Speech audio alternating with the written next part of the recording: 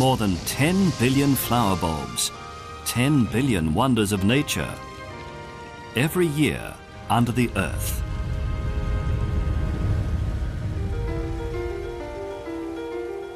Months later, they finally appear. The first spring flowers, an enormous variety, myriads of colors, scents and shapes. 10 billion bulbs made in Holland.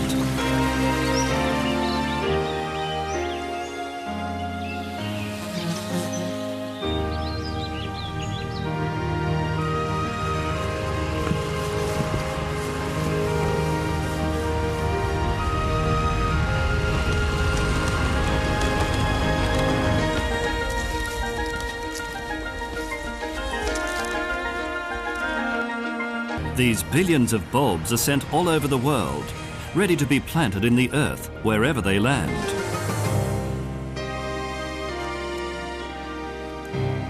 Dutch flower bulbs, from land that lies several meters below sea level.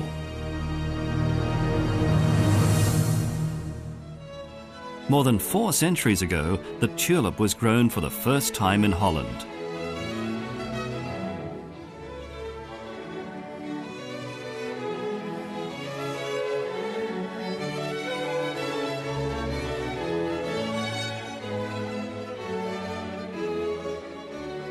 In the beginning, those first tulips were the cause of a total craze, the tulip mania. The tulip bulb was a popular investment. Thousands of guilders were paid for them. This investment craze did not last long, and soon the first professional nurseries were set up. The growers chose the best location for the bulbs they could find, the sandy areas along the coast, and much later, the clay ground of North Holland. It seems simple growing bulbs. Nature just does its work. But at that time, everything had yet to be invented. Greenhouse cultivation, propagation, variety improvement. The foundations of today's bulb growing industry were laid in that period. Hundreds of new varieties of tulips, daffodils and lilies. New species, new hybridizing techniques, new cultivation methods. Some things don't change. For instance, the time of year most bulbs are planted in the ground, in autumn.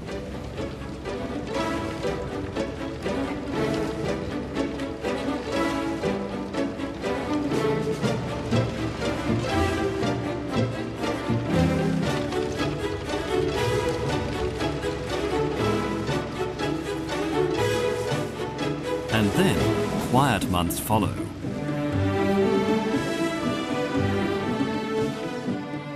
Research into new methods of disease prevention and crop protection is done at various institutions and experimental stations.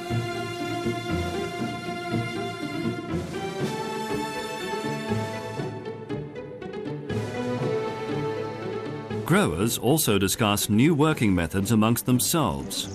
They choose the varieties that are least susceptible to disease and compost the crop remains.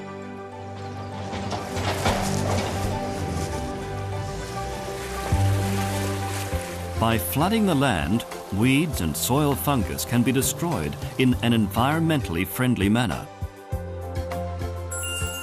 In fact, it's a continual struggle to find the most hardy, high-quality bulb possible. Research focuses on the entire life cycle of the bulb, from the suitability of the soil to the durability of the flowers. New and more efficient methods of improving and propagating crops are sought, such as advanced laboratory tissue culture techniques. Improvement and propagation. You might say it's a close working relationship between man and nature.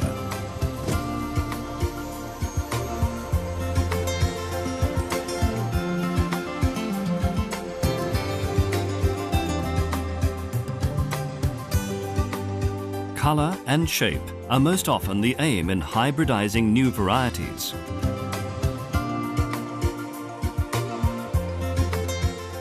or as with lilies, the number of buds on a stem.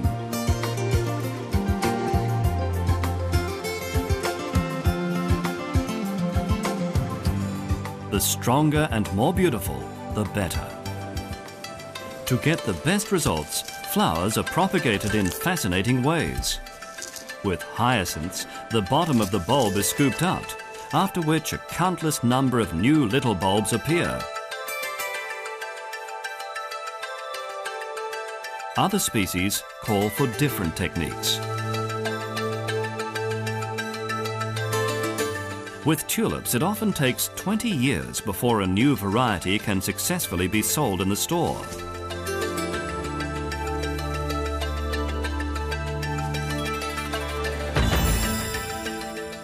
Hybridizing thousands of new varieties is a painstaking and time-consuming labor of love.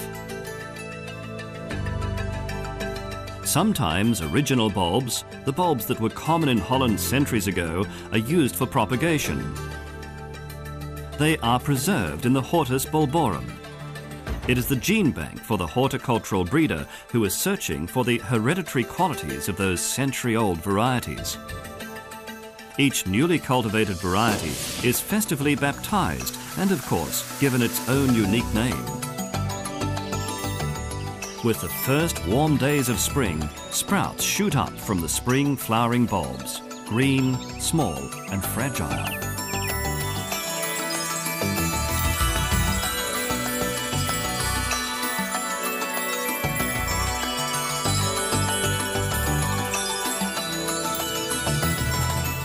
It's a magic moment for the growers. A magic moment for the tourists.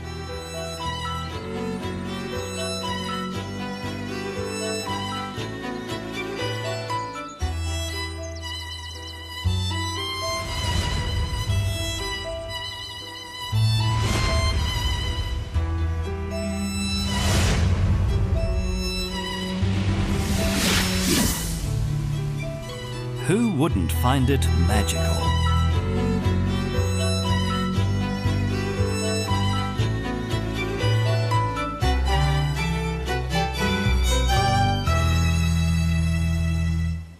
But the flower bulb growers also look at it with a slightly different eye. The crops are re-inspected and plants that don't meet up to standards are removed. In late spring, the summer flowering bulbs are planted in the ground, such as the gladioli, the begonias, and the dahlias. Dahlia cuttings produce tubers that can be planted by consumers in springtime. Weer 47 rood, 1800 gulden. 1800 gulden, ja, 1900. In the past, many of the bulbs used to be sold at so-called green auctions. They were called green because the auctions took place in the field, when the crops were still green. These auctions still exist, but now they only account for a small fraction of the total bulb trade. In the springtime, you see an explosion of colour.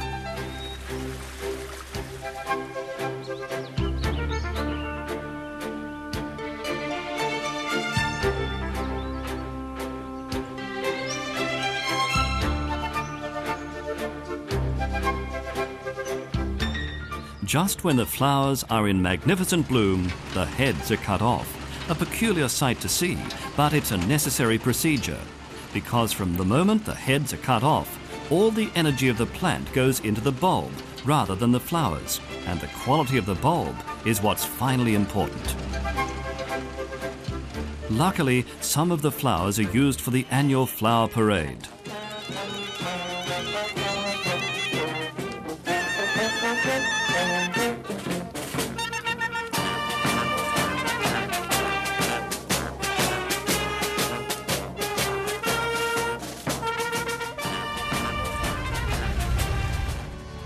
Summer is the peak time for bulb growers.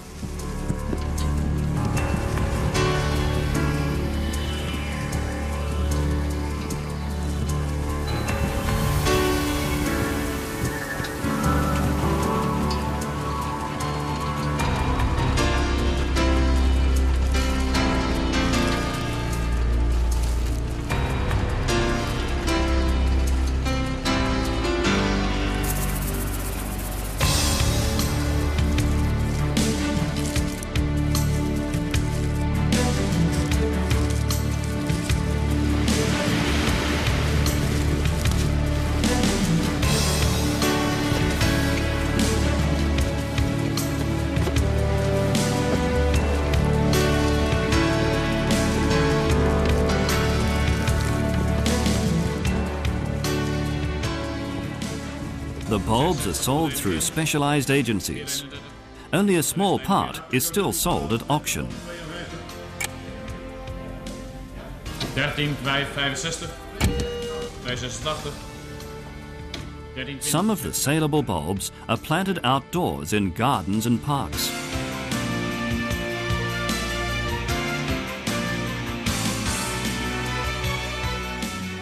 The bulbs that are destined for other countries are given a special temperature treatment. After they have been treated long enough, they are ready for cultivation.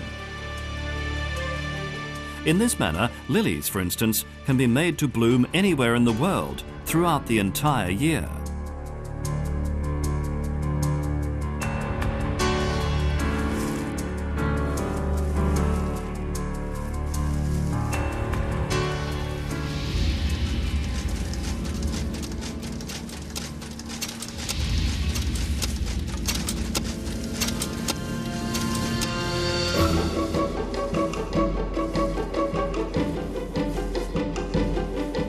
Before the bulbs leave the exporter, they are inspected for health and quality.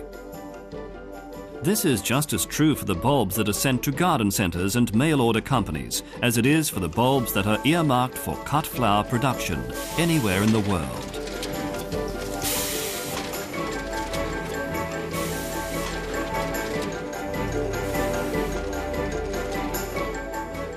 But then they are all set for transport to flower growers in more than 100 countries and millions of consumers ready to be planted in time.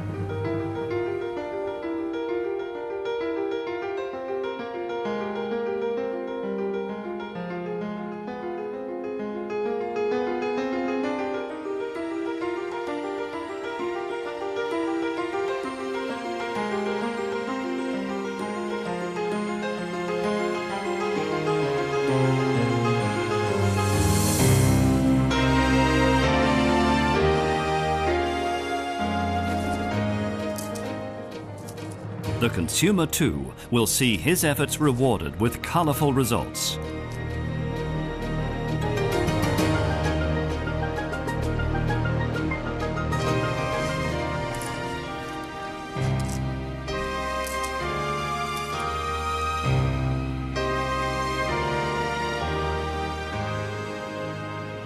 In the meantime, horticulturalists and growers carry on with their work, day in and day out, year in and year out.